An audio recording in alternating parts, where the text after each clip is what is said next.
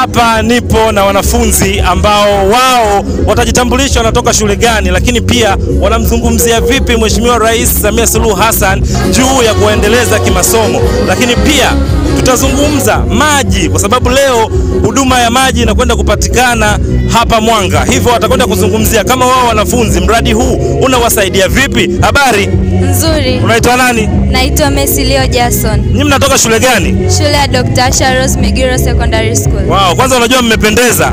Asante. Najua walimu wenu wanawazingatia sana. Ndio. Unafahamu leo tunafanya huduma gani hapa? Ndio. Ni nini? Rais Samia anakuja kuzindua mradi wa maji wa Mwanga Same Korogwe.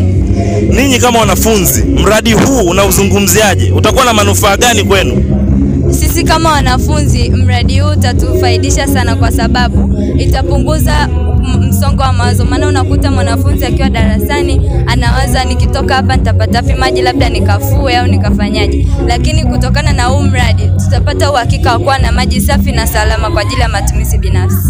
Okay, lakini kama ninyi ni wanafunzi, unakumbuka kuna mwanafunzi mwenzenu alikutana na Mheshimiwa Rais pale Tanga na akazungumza naye. Ninyi leo mkipata bahati ya kukutana na Mheshimiwa Rais, utazungumza vipi na yule mwanafunzi aliwafundisha nini ninyi? Sisi leo tukipata bahati ya kuongea na Rais, tutamshukuru kwa mambo mazuri aliyotufanyia. Mwalimu, unazungumziaje mahusiano ya wanafunzi pamoja na serikali, lakini uchapakazi wa Mheshimiwa Daktari Samia Suluhu Hassan, wao kama wanafunzi inawasaidia nini pale shuleni? Kwa kweli kwanza nimshukuru Mungu kipekee kuwa na rais kama Dr. Samia Suluhu Hassan ambaye amekuwa icon, yani amekuwa alama nzuri ya umoja wa kitaifa, ikiwa ni pamoja na yeye pamoja na jamii nzima. Lakini nikizungumzia kwa upande wa wanafunzi, hakika Mama Samia amefanya mengi kuleta mahusiano kati ya yeye na wanafunzi. Kwanza amejenga madarasa ya kutosha kwa ajili ya mazingira mazuri ya wanafunzi kujifunzia, lakini pia ameajiri walimu wazuri, lakini pia amejenga maabara na vifaa vya sayansi na Samia Scholarship. Hakika wanafunzi wengi wametimiza ndoto zake kupitia Samia Suluhu Hassan. Sisi kama walimu, lakini pia nikiungana na wanafunzi, tunampongeza sana Mama Samia Suluhu Hassan.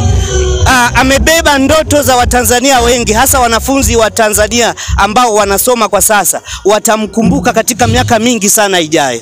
Mheshimiwa Rais, umekuwa icon kwa wadada hawa ama wanafunzi hawa kwa